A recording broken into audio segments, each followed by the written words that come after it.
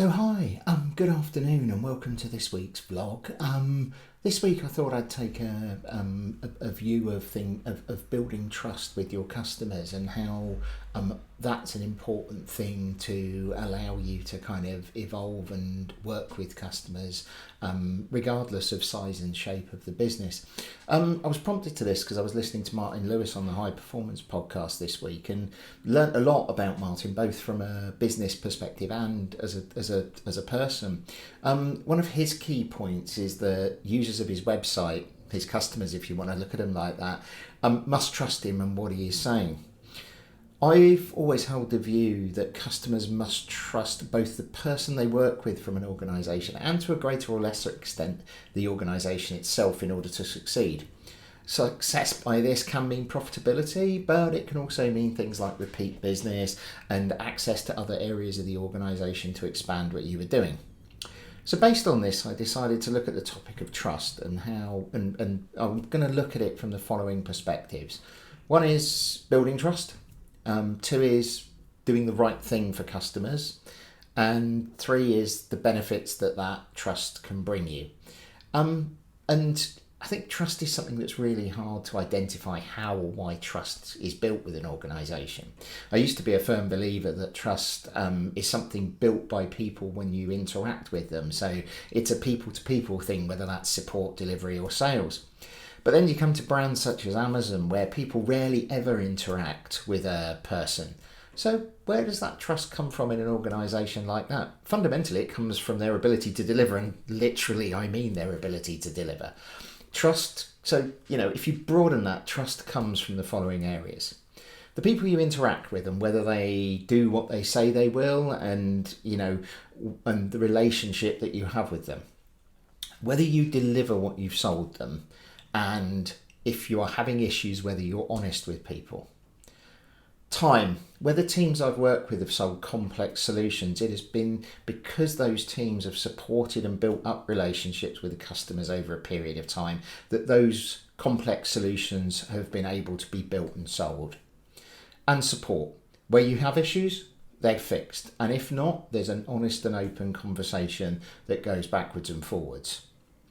So if we twist it then to the concept of doing the right thing and how we kind of demonstrate that. I'll use a slightly different example here to demonstrate doing the right thing rather than the wrong.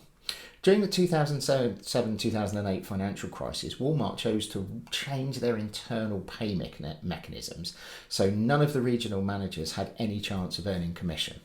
Sales were static, they didn't rise, they were actually declining at various points.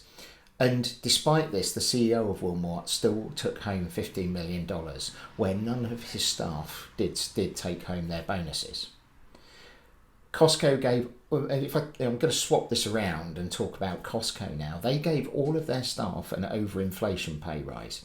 The reason being that it allowed them to reinvest in the local communities and also amount that would come back to the store anyway, as a lot of people who were employees also kind of spend money back in the store.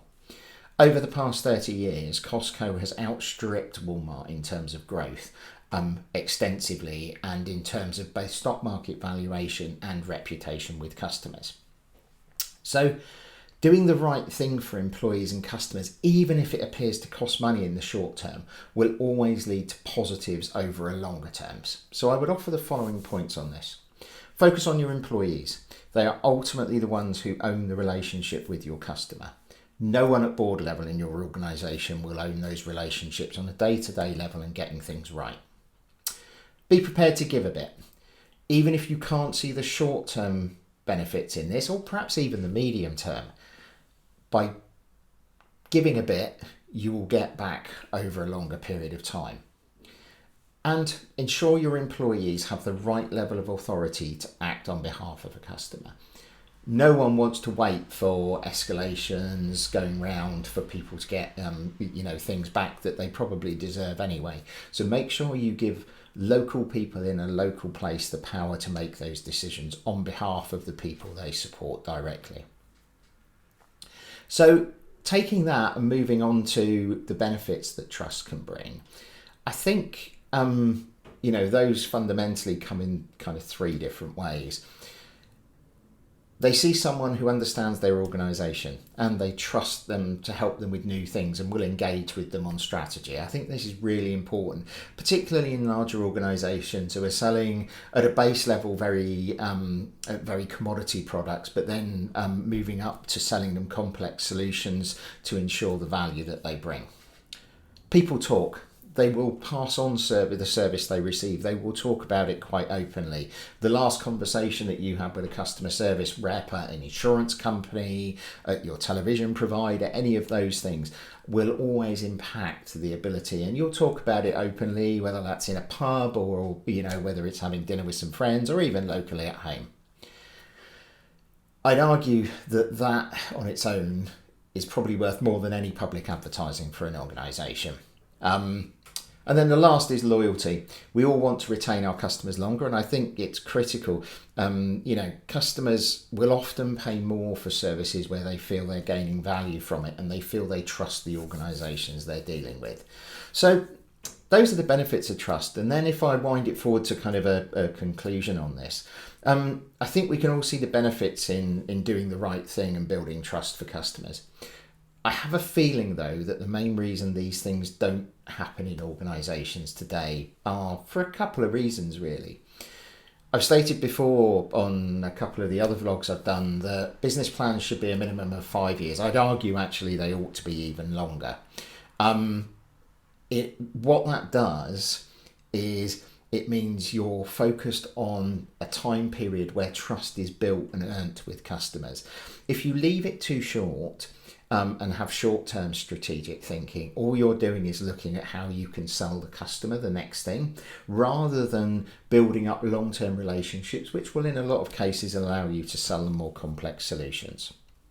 And the second, and this is probably the most important one, is people. Having a high turnover of people within an organisation, particularly ones who are involved in accounts, will impact the level of trust you have.